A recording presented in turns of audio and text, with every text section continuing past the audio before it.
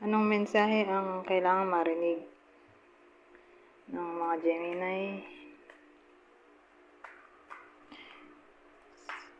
sa June 1 to 15?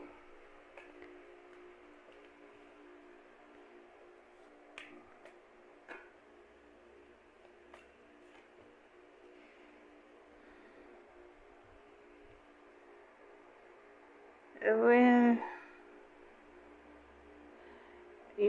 either nangyayari na to o mangyayari pa lang. Kasi ang dating dito, may iba sa inyo na ayaw nila sa ka-workmate nila o ayaw nila makisalumuha sa ka-workmate. Parang introvert. Feeling niya kasi toxic yung mga ka-workmate. Bully. Pero kung nangyayari na to,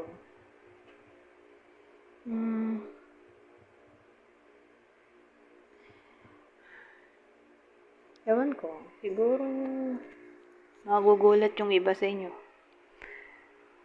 Kasi all of a sudden, bigla silang babait.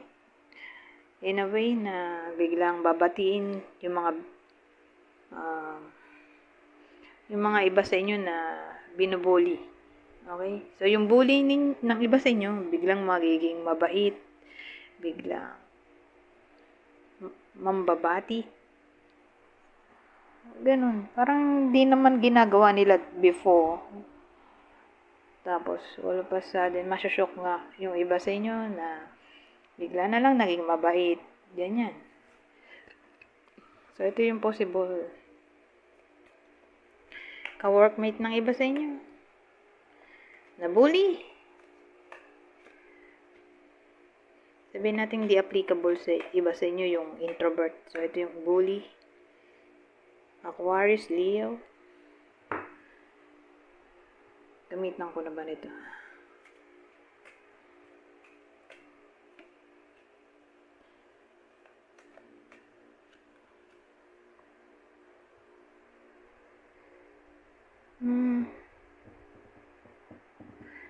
Sabihin natin, may iba sa inyo na baka magplano.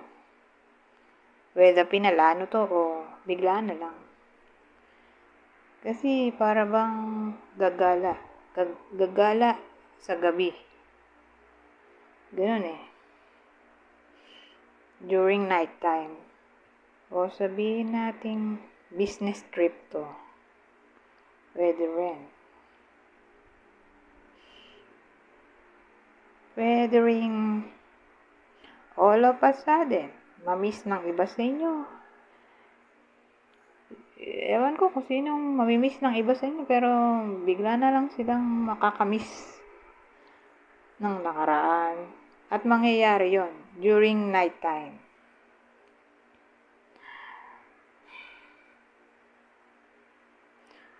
O baka naman ang mamimiss dito ay someone na gusto nila. So, pwedeng ex o karelasyon. O ka-workmate. Dating ka-workmate.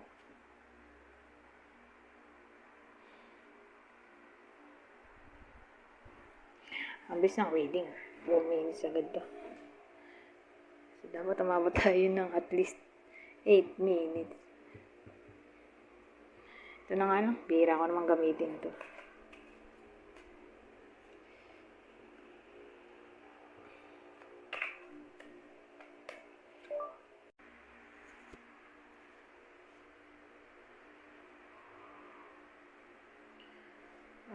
So, dito,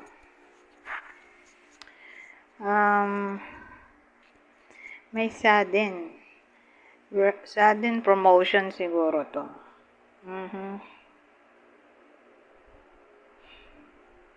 O para bang magugulat yung iba sa inyo na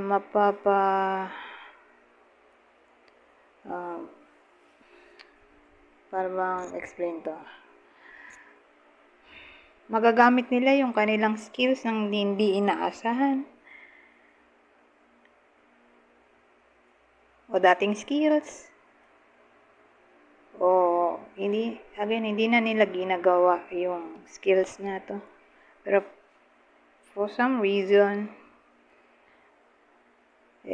yung experience nila ay gagawa nila o ko-contribute nila sa something, sasabihin natin sa work,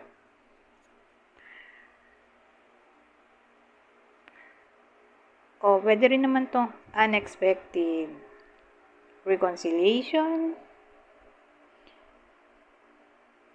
o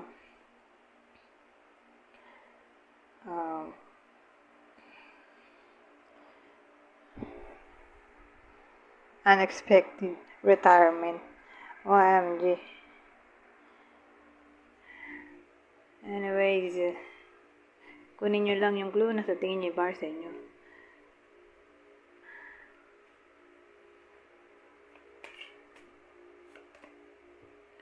Laughter. You need a good laugh. So, pasayin daw ang sarili. Na-advise yan. Na patawanin ng sarili. Di, kayo na bahala dyan kung paano kayo sasaya. Ito, true. Yes. What you're asking about is the truth. So, sabihin natin may iba sa inyo na may tanong sa isip. Yes ang sagot. O totoo ang hinala. OMG. Wish upon us.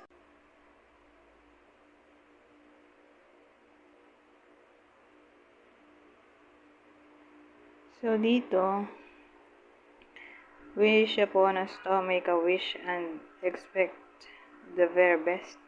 And encourage na mag-wish yung iba sa inyo. Kasi, who knows, baka nga magkatotoo.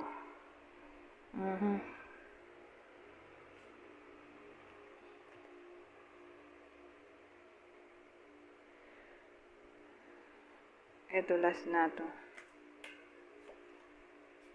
Thankful. Think about the people and things you feel grateful for.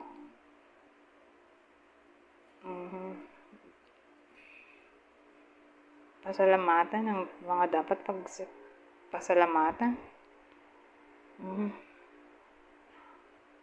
Sabagay, June 1 to 15. Kailan ba ang Father's Day? Wait lang. Father's Day, June 16.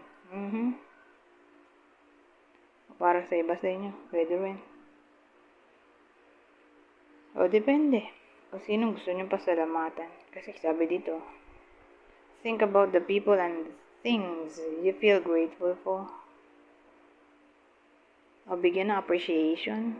Pwede rin. Anyways, hanggang dito na lang. Goodbye for now.